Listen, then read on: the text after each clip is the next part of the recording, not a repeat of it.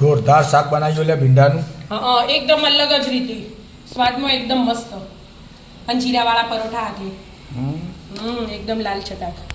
કેવી રીતના બનાવી? એડા શીખવાડું તમને. બરાબર. આજે તો ભીંડાનું અલગ જ શાક બનાવવાનું છે. અલગ જ? હા એકદમ મસ્ત. રોજ એના એ સ્વાદ આવે ને શાકમાં એટલે અલગ સ્વાદનું બનાવી દો. તેલ મૂકી દીધું ગરમ થવા અને ભીંડા થોડીક વાર ફ્રાય કરી દો. 70-80% ચડે ને એવા ચડવી દેવાના. એવું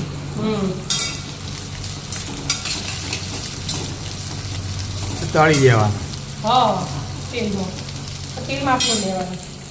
એટલામાં બાજુ મસાલો બનાવી દો.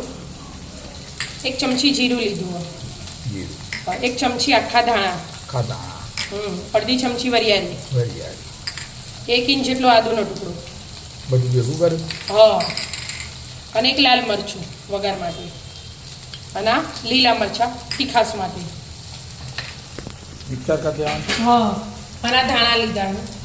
બસ આમને આમ કોરો અધકચરું વાટવાનું, બહુ ઝીણું નહીં વાટવાનું. એવું ઝીણું વાટી દો, એક અધકચરું વાટી દો.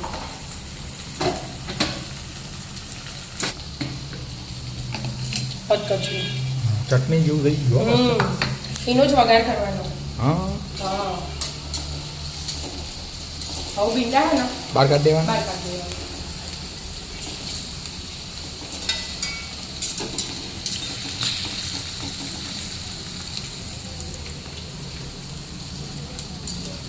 હા એ શાક મસ્ત લાગે એકદમ. હા યુનિક થઈ આખું અલગ થઈ જાય એટલે આમ. હા આ કોઈ ફટાફટ મહેમાન આવી જાય ને ઘરમાં તો એ બનાવી દેવાય એટલે ફટ લઈને બની જાય. વાર ના થાય. પેલા ભીંડાના શાકમાં તો ખાલી હા 2-3 વસ્તુ જ આવે. આમાં ધોણા ને બધું નવું આવી ગયું. એટલે ટેસ્ટ અલગ થાય ને, અલગ ટેસ્ટ ખાવાની જ મજા આવે. હા લઈ લીધા બધા. હવે આને આ તેલ હમણાં આમ જ રાખ્યું, આટલું ઓછું નહીં કર્યું અને ધીમો ગેસ કરી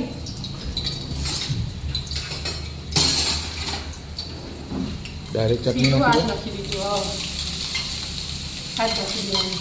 વઘારીનો જ કરવાનો હતો એટલે. આ તો પટલી થઈ જાય. એટલે એમ થઈ ગયું. હવે એમાં આ ટામેટું એક ધોઈને રાખ્યું હતું ને એના શેણી લેવાનું. ગેસ એકદમ ધીમો જ રાખવાનો એટલે રાજી ના જાય. અને ટોમેટું શેણી લેવાનું અંદર. એટલે એકદમ ખટ્ટું મીઠું અલગ જ સ્વાદ આવે. શેણી દો. ટામેટું મસ્ત થઈ ગયું. પીસી કાઢ્યું. આવું નથી ના. આ નાની ચમચી હોય ને મરી પાવડર નાખ્યું. આખા મરી એ પેલું વાટ્યું એમાં નાખી દીધા હોય તો એ ચાલે. તો મારા આજ રહી ગયા હતા એટલે આપણે તો પીસેલા પડ્યા. હા એટલે પીસેલા નાખી દીધા. આ મીઠું જે શાકનું જોવો ને એટલું બધું નાખી દેવાનું. અને મરચું થોડું લાલ મરચ. હા લીલું નાખી દઉં એટલે. હા એટલી જ થોડું બધું નાખ્યું. હવે પહેલાં બધું મિક્સ કરી દેવાનું. મસાલો ચડી જ ગયો બધું. હા એકદમ ના ચડી હોય તો ઘડીક વાર ચડવા દે. આ તો ગ્રેવી હોય એટલે ચડી જ જાય. ચડી જ જાય. હવે સીધા ભીંડા એડ કરી દેવાના.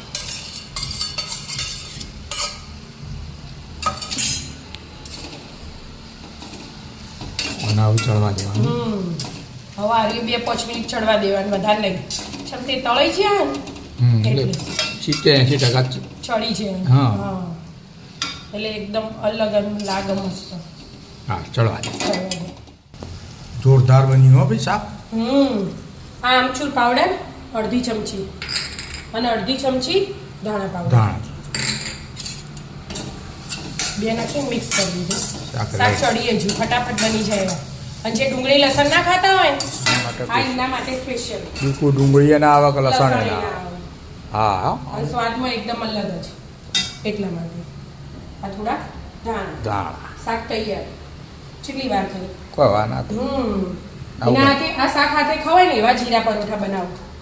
તમે ડબ્બામાં લઈ જાઓ, છોકરાને લંચમાં ટિફિનમાં લઈ જઈ શકો એવા મસ્ત. રોટલી વાણી દેવાની. હા એ આપણો ઘઉંનો રોટલી લોટ પોદ્યો ને એમાંથી જ બનાવી દેવાના એટલે વધારે વાર ના લાગે. અને ઘી લગાવી દેવાનું. આપણે જે ખાતા હોય એ પ્રમાણે લગાવવાનું, ઓછું વધતો. જેને જેટલું જોઈતું હોય. અને જીરું લઈ લીધું આખું,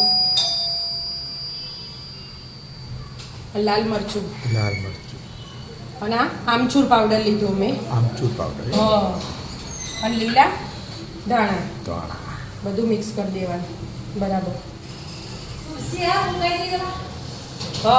આવો હા આપું.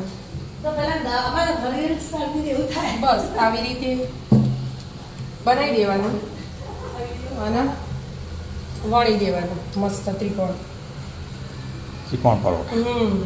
મસ્ત એકદમ જીરા ફળવાળો ને મસાલાવાળો. હા ચીઝ એના કોઈ જ ન ખાય, કોઈ છોકરાઓને ખાવું હોય ને તો ચીઝ એડ કરાય. ગેસ તો ચાલુ નહીં કરીને આ શાક ચડી ગયો, બંધ કરી દેવાનું હવે. બંધ કરી દે. આમ પરોઠો મસ્ત ઘીમાં તેલમાં શેકી દઉં. પરોઠો તૈયાર થઈ ગયો. હા મસ્ત મજાનો પરોઠો. આ શાકે તૈયાર જ છે. શાકે તૈયાર. હા બીજો પરોઠો મળી દીધો. મસ્ત મજાનું એકદમ અલગ જ રીતે મસાલાવાળું શાક ભીંડાનું. ભીંડાનું શાક હા અને મસ્ત જીરાવાળા પરોઠા અને છાશ કાઢવા લઈ જઈએ.